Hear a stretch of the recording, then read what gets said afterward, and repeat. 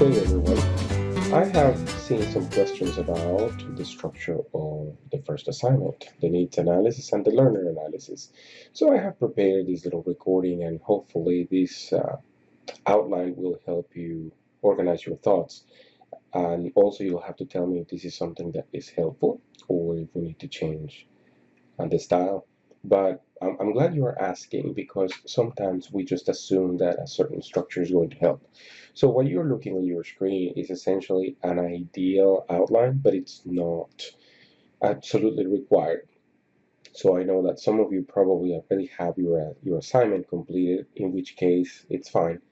If it has these components, whether it's in this format or in a different format, it's perfectly okay. But these are the suggested headings. For sure, since we're talking about this document being APAL style, you definitely want to include a cover page. The nice thing about this is you do this cover page one time. You don't necessarily want to put needs analysis, learner analysis, but instead you want to put the name of the project, and then that cover page is going to help you throughout the entire course until you deliver the hat. It's going to be the same cover page at the end. But once you move on from the cover page, we get into the first section, which is the business need. We definitely want to give a quick paragraph introducing the learner, or the reader. What is it that they're going to find? So we want to explain what is the desired end result, essentially, which is the meat of the pie. We want to tell the reader why we're even putting this together. And then within your paragraph or a couple of paragraphs, you can definitely explain what prompted the request or the project. So what is driving this learning need that you are addressing? You already did that in the idea. And of course, as you continue to refine it, you probably have a much better dialogue there. So make sure you include that in that section. The next section is the needs analysis. Let me begin highlighting that so we know we're on the same page. So the needs analysis is definitely the first part of the assignment. So that's when we get into, if you guys have taken already the needs analysis, the 311 course, you know, the whole idea is we need to define the current state and the desired state, define the gap or what is in between, what is going to take us to go from A to B, and basically explain that. So that's this section. You're going to define the current state. In the current state, you're going to explain definitely what is driving the desired state, but be careful. Don't have to be redundant in terms of what prompted the project. They can be two different things. What prompted the project could be a reorganization, a cut in budget, an increase in budget, an increase of EFTEs, or the head count, etc. What is driving the desired state is definitely, once we have spoken with the client and they have told us that there is a need, what is driving that? Do we want to save on this process? Do we want to increase performance? Do we want to reduce errors? That has nothing to do necessarily with what prompted the request. In other words, it's two different things. What prompted the request could be a cost avoidance exercise for the entire company.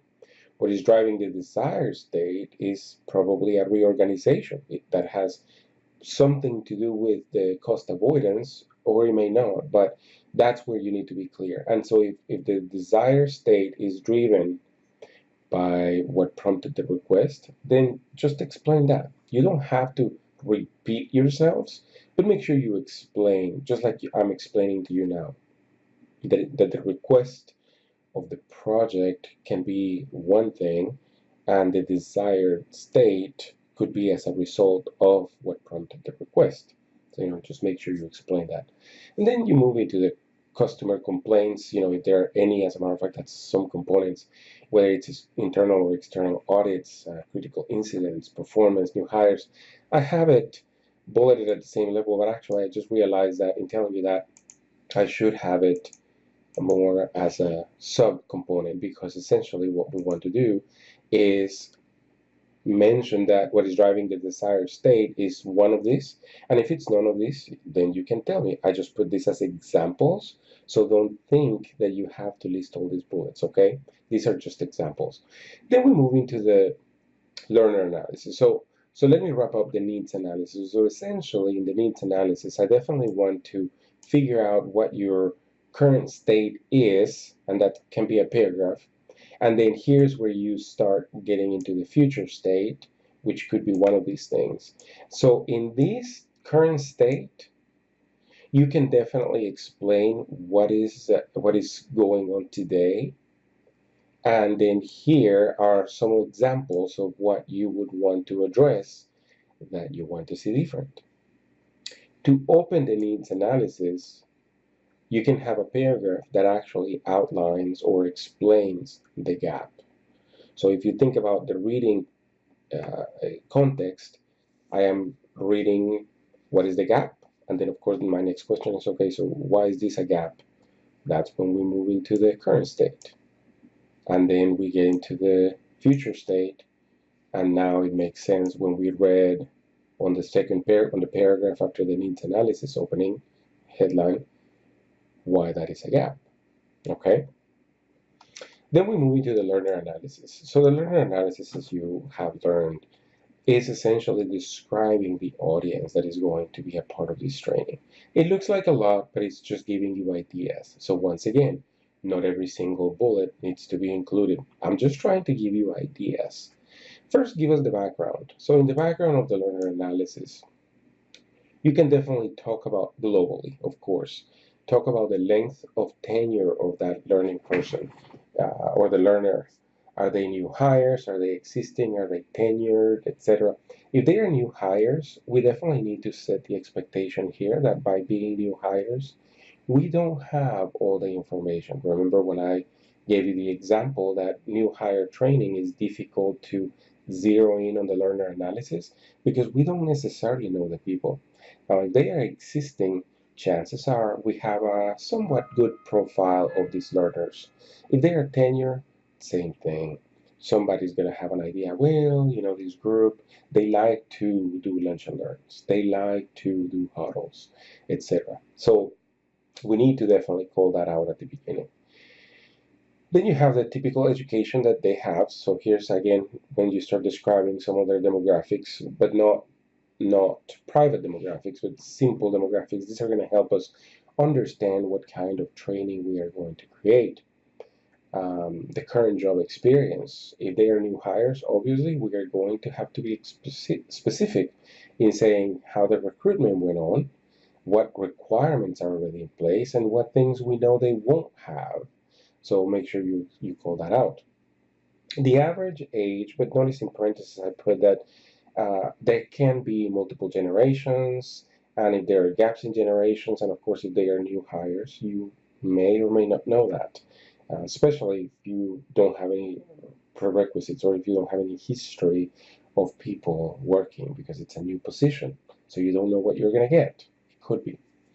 So you need to explain that there. You can explain that there. The number of learners, that is important because here's when we get into the return on investment. If you are creating a training for 5 people, how much is that valuable instead of creating and learning for 150 people? And that's where you have to learn to consult with your clients once you are in the role of learning consultant. You definitely want to make sure that the company is getting the more bang for the buck when it comes to the number of people that they are reaching out with this training. The location of the learner is also important because this could give an information in terms of how costly it will be to roll it out. Also, this begins justifying the decision that we are going to inform later in another project as far as how we are going to design the training. Is it going to be face-to-face? Is it going to be online? Is it going to be asynchronous like this class is? So it's important to explain that at some point. So here's where we begin talking about that. Are they work at home versus in the office? Are they working in the States or are they in different countries, etc.? So all of that is important, not only for cost, but also for the way in which we are going to develop the training. Another subheading is the characteristics of the audience that we need to consider. So think about the prerequisites. What competencies do they need to have in order to do this job? If they are new hires, that is extremely important to explain because we are not the same people doing the hiring. Somebody else is doing that. Your recruiting team is doing that. we're actually training them. So definitely, it's kind of like the left hand, right hand. We need to communicate. And so here's where we explain whether we know or we don't. And if we don't, then that's a barrier. And we just need to call it out. Not in a rude manner, but definitely in an information format. Are there any special needs that we need to account for? And the current skill level of those that we are going to train. What challenges are related to the audience or the learners? And this is important. Is it access to technology? Is it equipment? Is it work schedule, etc.? Are they exempt? Are they non-exempt? This is not necessarily important for everybody. I put this in here because I was thinking of the government too. I presume, I don't know this for a fact, but in the military, if you are in active duty, you have certain things to comply. If you are a reserve uh, person, service person, you probably have different expectations. So it's not necessarily the same, but it's something for you to think about. So in the civilian world, an exempt person is definitely a person that doesn't, check in and check out every time they go in and out of work. A non-exempt is definitely somebody who has to check in or clock in and clock out. That is extremely important for us to notice. As far as the number of people to be trained at the same time, is also important because it's going to inform us of what capacity do we need to have in the learning. The work schedule, are there going to have any conflicts? Or do we need to conduct the training early in the morning, at midday, in the afternoon, third shift, etc.? Um, and then something that is also important is the anticipated attitudes. Are they going to be hostile, apathetic, enthusiastic? This is not necessarily something to be proud of, but the reason why it's important is because this is going to inform us, once again, how we need to develop our training. And then what is the average learning style of the audience? And remember, we talked about that, and your thread about your learning styles is been very enlightening. We don't necessarily know this for a fact, and I understand that. But now that you know what a learning style is, we need to talk a little bit about it and try to guesstimate. That's why I said, what is the estimation of the learning style of your learners? So I hope this outline helps you. And if you have any questions, please ask further because I want you guys to be successful. Thank you.